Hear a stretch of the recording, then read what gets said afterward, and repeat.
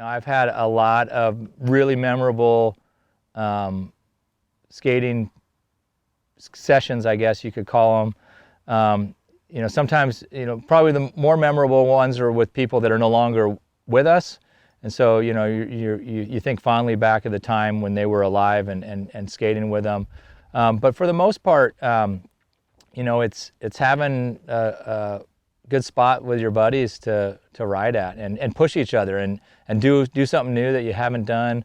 Push your limits, take a slam, get back up, do it again. All that's part of it as far as I'm concerned.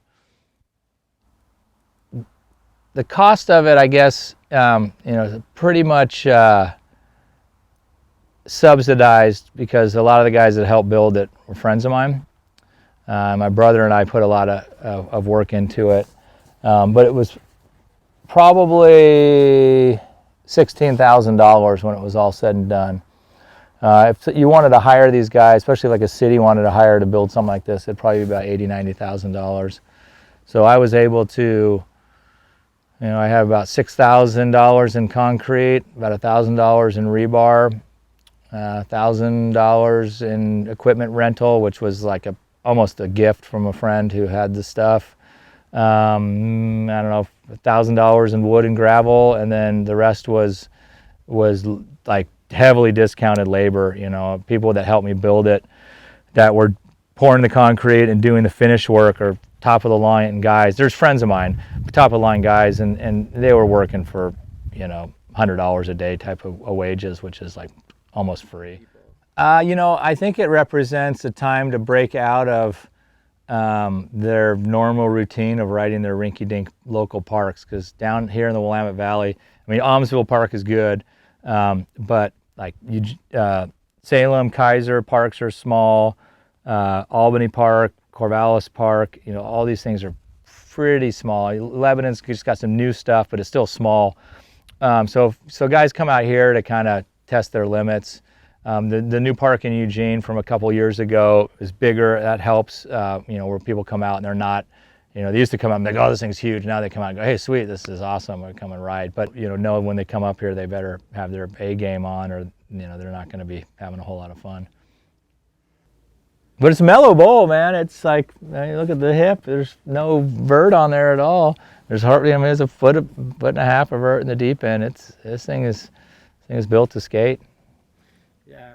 I got my first skateboard in 1976. Who gave it to you? It was, I bought it at Bi-Mart in Corvallis. It was a Makaha. I got it probably a week or so after my older brother got a banana board down at the local Payless.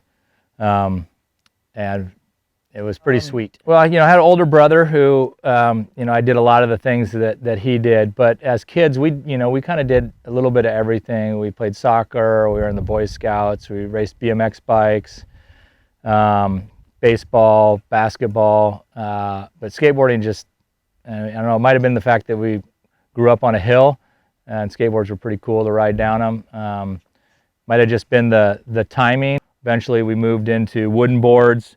I remember I got a Dogtown that was probably about 6 inches wide, and you started kind of piecing together boards. I really got into skateboarding in the early 80s, probably 83, and it was really just kind of starting to boom towards the big vert thing before it died in the late 80s. My brother was 3 years older than me.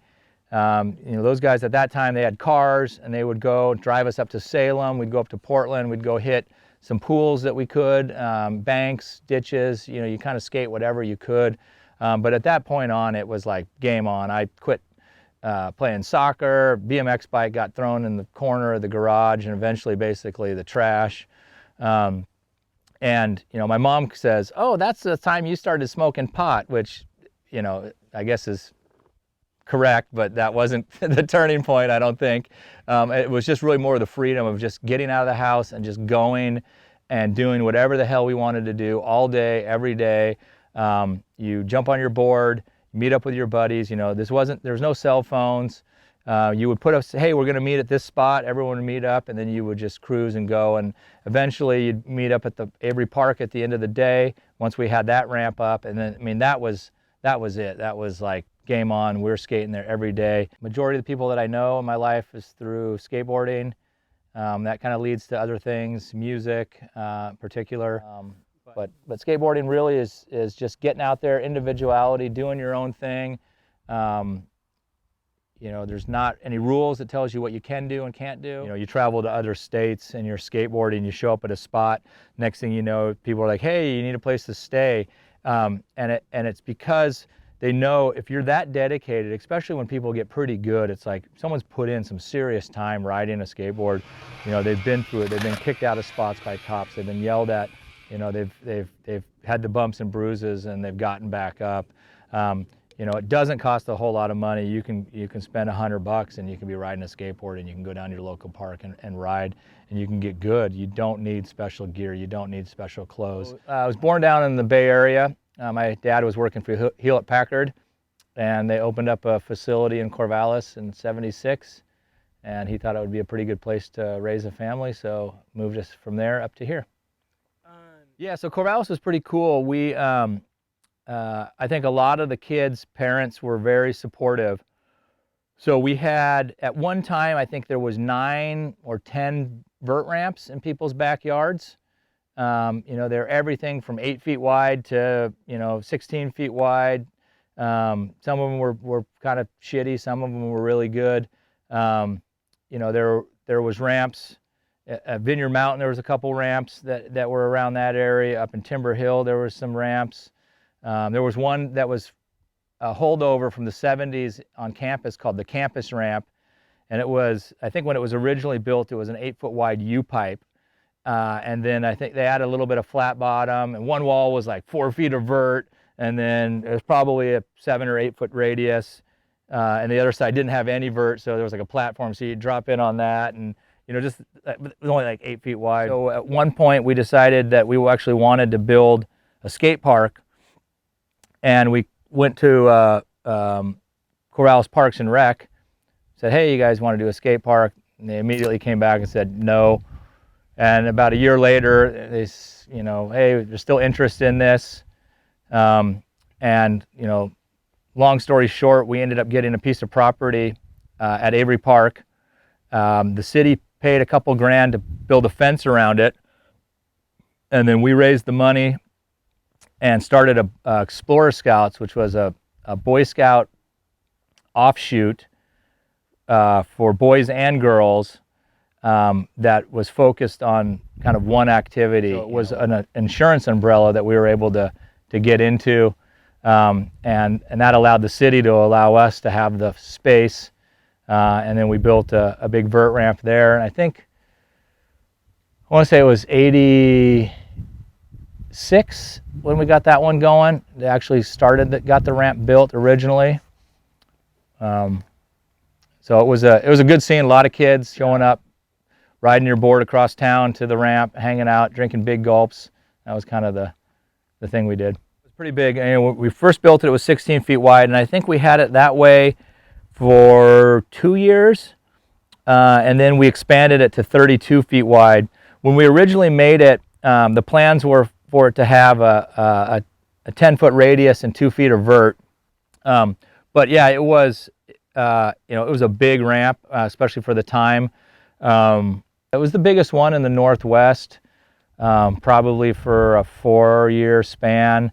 And because it was public, you know, anyone could come up and ride it. You know, a lot of ramps at that time, you know, were privately owned ramps. And so if you didn't know somebody, you wouldn't be able to get in there and ride it. So, you know, within the skateboarders, you just said Avery Park and you just knew the vert ramp. You know, and it was one of those things as we were growing up, we'd only skate probably like 6 in the evening till 9:30 at night because, you know, it'd be too hot or whatever, or the sun would be shining. And so what we would do is we'd spend a lot of time just fucking around in the park, going to the river, you know, just hanging out, doing, you know, whatever or nothing. Sometimes street skating through campus. But for the most part, you know, we'd hang out until we could ride. And then after we rode, you know, we were just out drinking beers and, you know, doing whatever kids do. But mostly we'd stay out of trouble because we wanted to, you know, be sober to ride the ramp and and get the most out of it.